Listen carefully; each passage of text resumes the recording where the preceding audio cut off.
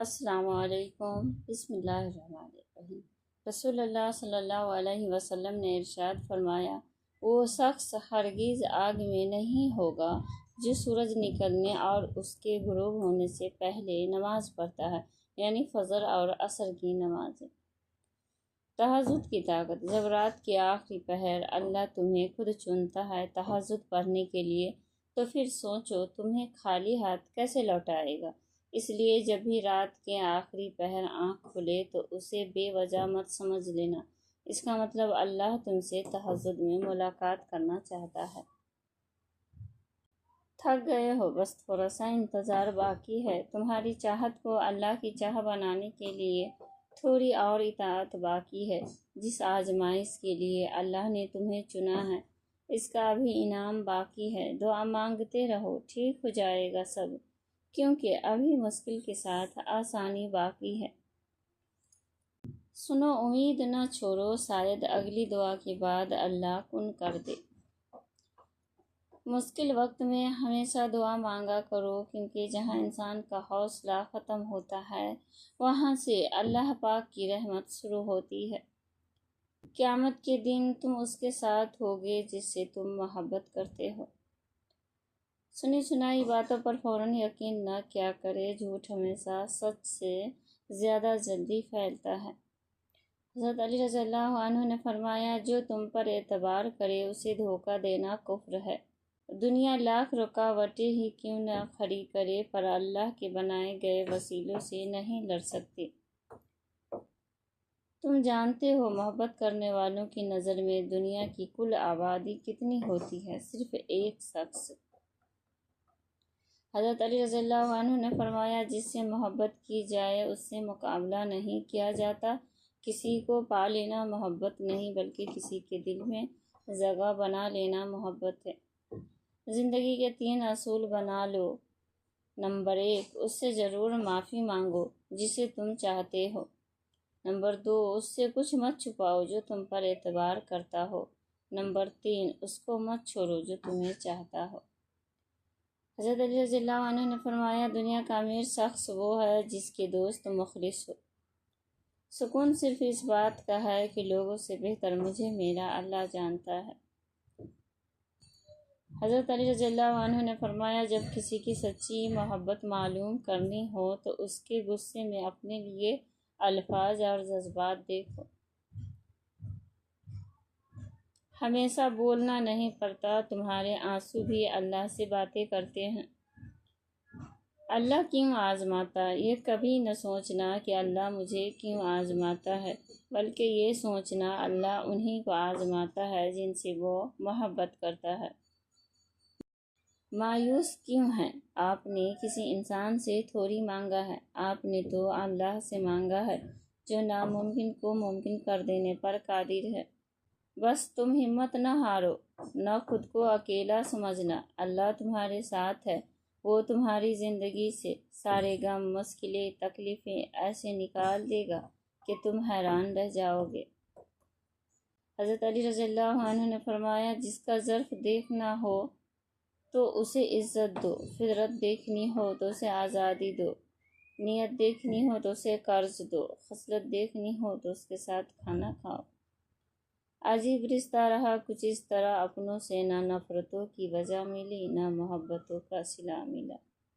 تجربہ انسان کو غلط فیصلے سے بچاتا ہے، اور تجربہ غلط فیصلے سے ہی حاصل ہوتا ہے۔ 3 کام اللہ کو پسند ہے۔ نمبر 1، ٹوٹے ہوئے دل کو جوڑنا۔ نمبر 2، دل نہ چاہتے ہوئے بھی معاف کر دینا۔ نمبر 3، کسی کے گناہ پر پردہ ڈالنا۔ خوشی کا وقت بھی گزر جاتا ہے، دکھ کی گھڑی بھی، لیکن آپ کا استعمال کیا گیا ہو، آپ کو دھوکہ دیا گیا ہو، اس تکلیف سے نکلنے میں زمانے لگتے ہیں۔ میں تیری رحمت سے مایوس نہیں ہوں یا اللہ، بس مجھے ہر آزمائش میں کامیابی عطا فرما، آمین ثم آمین۔ صبر کا راستہ مشکل ضرور ہوتا ہے، لیکن صبر کرنے والوں کی منزل بہت خوبصورت ہوتی ہے۔ جہاں آپ کی قدر نہ ہو وہاں زیادہ ٹائم رک کر خود کی توہین نہ کریں، وہاں سے چپ چاپ اٹھ کر چلے جائیں، تنہا رہ لیں لیکن اپنا معیار نہ گرائیں۔ روتا وہ انسان ہے جس نے رشتہ دل سے نبھایا ہو، ورنہ مطلب کا رشتہ رکھنے والوں کی آنکھوں میں نہ تو شرم ہوتی ہے اور نہ پانی۔ جس انسان کو غصہ زیادہ آتا ہے وہ انسان پیار بھی اتنا ہی کرتا ہے اور وہ اتنا ہی صاف دل رکھتا ہے۔ اللہ کو بتایا کریں اپنے دل کی کیفیت، اسے بتایا کریں کہ آپ کیا محسوس کر رہے ہیں، کتنی تکلیف میں ہیں۔ آپ یقین کریں وہ بہت پیار سے سنے گا، اس کے سامنے رو لینے سے ہی آپ کے دل میں سکون اترے گا، بے شک وہ دلوں کا ہمراج ہے۔ حضرت علی رضی اللہ عنہ نے فرمایا، لوگوں کے غلام مت بنو جبکہ اللہ نے تمہیں آزاد پیدا کیا ہے۔ اللہ عطا کرنے پہ آئے تو بندے کی ذات، اوقات اور عمر نہیں دیکھتا۔ ہو سکتا ہے اللہ نے تمہیں ہر طرف سے اکیلا کر کے اپنے ساتھ دوستی کا موقع دینا ہو۔ انسان کے الفاظ سب کچھ ہوتے ہیں، دل جیت بھی لیتے ہیں، دل چیر بھی دیتے ہیں۔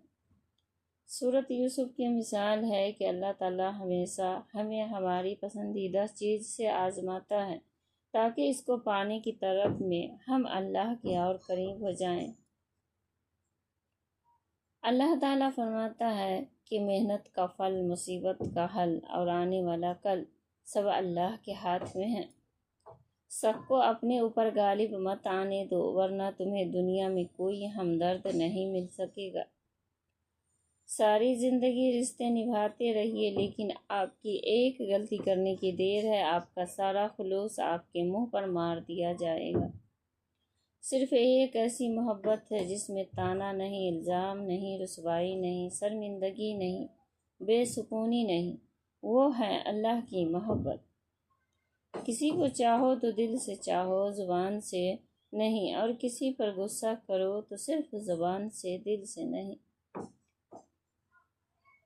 ایک وقت ایسا بھی آئے گا کہ تم صبر کرتے کرتے اللہ کے اتنے قریب ہو جاؤ گے کہ ابھی دعا دل میں ہوگی اور اللہ پاک کن فرما دے گا۔ آمین۔ صلی اللہ علیہ وسلم۔ کوئی صاف دل سے آپ سے جڑا ہے تو اسے یہ احساس مت دلائیے کہ اس نے غلطی کر لی۔ نرم دل لوگ جلدی رو پڑتے ہیں، جلدی روٹھ جاتے ہیں، جلدی مان بھی جاتے ہیں۔ سنا ہے کہ اللہ کو ایسے لوگ پسند ہے۔ جب اللہ چاہتا ہے کہ کسی بندے سے دوستی کرے تو اس کی زبان پر اپنا ذکر اور دل پر اپنی فکر کے دروازے کھول دیتا ہے۔ آزمائش بھی اللہ کی طرف سے تمہارے لیے یقین کا امتحان ہوتا ہے۔ وقت، موسم اور لوگ سب کی ایک سی فطرت ہوتی ہے، کب کون کہاں بدل جائے پتہ ہی نہیں چلتا۔ جھوٹ بولنا آسان ہے، چھپانا مشکل ہے، سچ بولنا آسان ہے، سننا مشکل ہے، نفرت کرنا آسان ہے، جھیلنا مشکل ہے، انسان کہلانا آسان ہے، بننا مشکل ہے۔ حضرت علی رضی اللہ عنہ نے فرمایا، جب بھی فارغ وقت ملے تو اپنی ماں کے پاس جا کر بیٹھ جایا کرو، کیونکہ ماں کے ساتھ گزرا ہوا وقت قیامت کے دن نجات کا باعث بنے گا۔ زندگی کے ہر موڑ پر صلح کرنا سیکھو، کیونکہ جھکتا وہی ہے جس میں جان ہوتی ہے، اکرنا تو مردے کی پہچان ہوتی ہے۔ اے اللہ، جو میرے مقدر میں نہیں لکھا اس کی کوشش اور تمنا میں مجھے مبتلا نہ کر، اور جو میرے تقدیر میں لکھ دیا ہے اسے میرے لیے آسان کر دینا۔ آمین ثم آمین۔ میں نے زندگی سے پوچھا تو اتنی مشکل کیوں ہے؟ زندگی نے ہنس کر کہا، دنیا آسان چیزوں کی قدر نہیں کرتی، بس اتنی سی تبدیلی آئی ہے، پہلے دنیا پتھر کی تھی، اب انسان پتھر کے ہیں۔ ماں کی عظمت۔ آپ صلی اللہ علیہ وسلم نے فرمایا، اگر میری ماں زندہ ہوتی، میں اللہ کے حضور کھڑا ہوتا اور میری ماں آواز دیتی، میں نماز چھوڑ کر ماں کے پاس چلا جاتا اور دنیا والوں کو بتاتا کہ ماں کی عظمت کیا ہے۔ حضرت علی رضی اللہ عنہ نے فرمایا، جو شخص برے لوگوں کے ساتھ احسان کرتا ہے وہ خود بھی ان کے سر سے محفوظ نہیں رہتا۔ جب بھی تم چاہو کہ تمہاری دعا عرش تک پہنچے اور مستجاب ہو جائے تو پہلے اپنے والدین کے لیے دعا مانگو۔ جب لوگ تمہیں تکلیف میں اکیلا چھوڑ دے تو جان لو کہ اللہ تعالیٰ تمہارے کام کا ذمہ خود لینا چاہتا ہے۔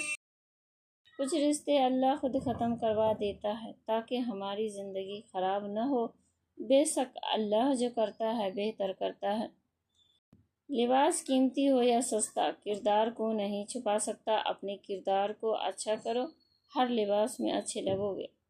4 چیزیں سنبھال کر رکھو، کامیابی تمہاری مقدر ہوگی۔ نماز میں دل کو، تنہائی میں سوچ کو، محفل میں زبان کو اور راستے میں نگاہ کو۔ بے شک جسمانی رشتے مختصر زندگی تک محدود ہوتے ہیں، آخرت میں ہم ان کے ساتھ ہوں گے جن سے روحانی محبت ہوگی۔ جب دعا کرتے وقت تمہاری آنکھوں سے آنسو آنے لگے تو سمجھ جانا تمہاری دعا بارگاہ الہی میں قبول ہو چکی ہے۔